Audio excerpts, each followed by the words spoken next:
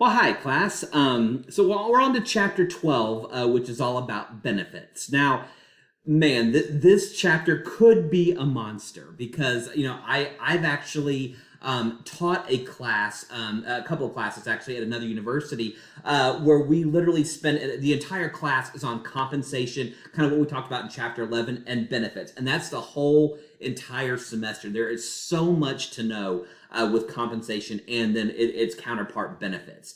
Excuse me.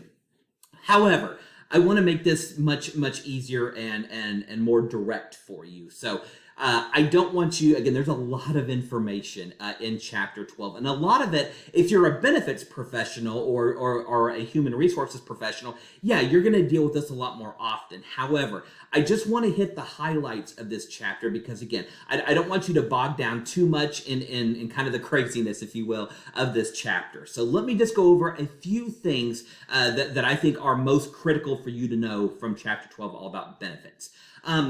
Did you know that there's only 3 legally required benefits? So all the companies that have, health insurance and, disability or eye insurance, dental insurance, paid vacation, free company meals, all those things. None of that is actually legally required. So those are all optional. Now, again, I think for most of us, we wouldn't work for a big company or organization if they didn't offer us, time off and health insurance and things like those. But legally, companies and organizations only have to give you 3 individual benefits. The first is Social Security. So, and again, I think we all know what Social Security is. It's designed so you'll have money upon retirement that the government provides.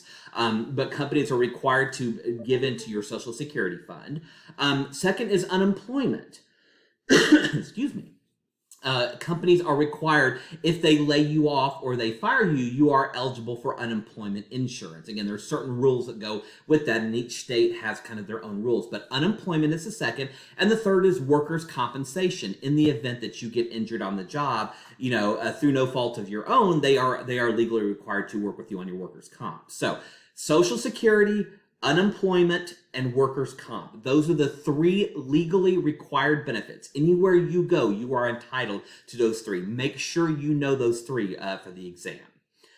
Pages 462 to 470 talks a lot about ERISA and other types of insurance questions. Frankly, I don't even care if you read pages 462 to 470 because, again, it kind of gets you in the weeds on a lot of the real technicalities of insurance that, if this was a comp and benefits class, we would absolutely study those details. But this being more of a legal employment class, I don't want you to bog down in the details. So pages 462 to 470, frankly, you can skip.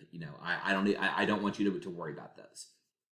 After we get past 470, there's a good discussion about pensions, about retirement. And again, obviously very, very relevant because, we're all going to retire at some point, and it would be nice to have money to be able to do so. And there's really, I want you to know kind of the 2 different forms of pensions or retirement, if you will. The first is what we call defined benefit. And defined benefit is what we think of when we have more traditional pension plans, where you go to work for a company and they provide you a pension. Whenever you retire, they'll send you a monthly check, if you will, every month.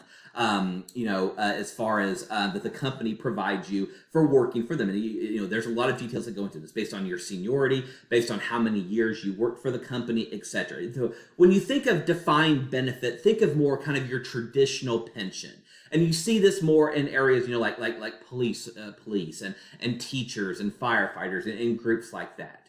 Whereas defined contribution, so the first group was defined benefit. The second group is what we call defined contribution. And as the name implies, we contribute our own money to the pension. So this is kind of your traditional 401ks and company and profit sharing plans. That's kind of what we think of with more traditional defined contribution, where you can invest those in different funds, and then your money grows over time, and then whatever is left, and whenever you retire, that's what you have this pot of money to draw from. So make sure you kind of, again, I won't, any test questions won't be too, in depth, but make sure you understand the basic understanding and differences between a defined benefit and a defined contribution.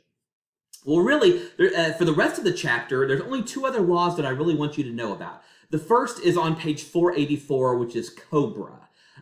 It is the Consolidated Omnibus Budget Reconciliation Act. Again, I don't expect you to memorize that. It's taken me many years to finally realize what COBRA is. Consolidated Omnibus Budget Reconciliation Act, but it's known as COBRA. COBRA essentially is, if you leave your job, you have the right to continue your health insurance, essentially. So if you quit your job and go to another job, or if, and then there's a transition period, or if you get terminated and then you don't have another job yet, COBRA basically allows you to continue the health insurance that you had at your previous company. Now, of course, you're going to pay a premium for that. You're going to pay more, and there are certain requirements to go with it. But basically, COBRA allows you to extend your health insurance in the event you no longer have a job for a certain defined period of time. So make sure you fully understand what COBRA means. And then the last one I want you to know is on page 487, it's HIPAA, HIPAA, Health Insurance Portability and Accountability Act. Again, it's taken me forever to memorize those. HIPAA is probably something you're probably a little bit more familiar with. HIPAA kind of basically, it protects your health information. Companies can't just sell your health insurance or share your health information with others who are not authorized to see it. So a company can't, tell your boss, hey, here's everything you need to know. Here's all the medical things that this employee has. Again, it's very, very illegal. HIPAA protects your health insurance coverage, and it also prevents, employers from denying you for certain pre-existing conditions. So again, COBRA and HIPAA. Again, I don't expect you to memorize what the letters are, but make sure you understand fully what each entails, essentially. So those are the main points that I want you to know under benefits. Again, because these are what we just described, but the three legally required, the two aspects of pensions, COBRA and HIPAA. Those are the benefits and laws that are most going to affect you as not just an employee, but as a provincial supervisor, manager, etc., in your time in the working world. So if you understand all of that, you've hit exactly what I've hoped you would for chapter 12. So as always, thanks everybody, and if you have any questions, don't hesitate to let me know.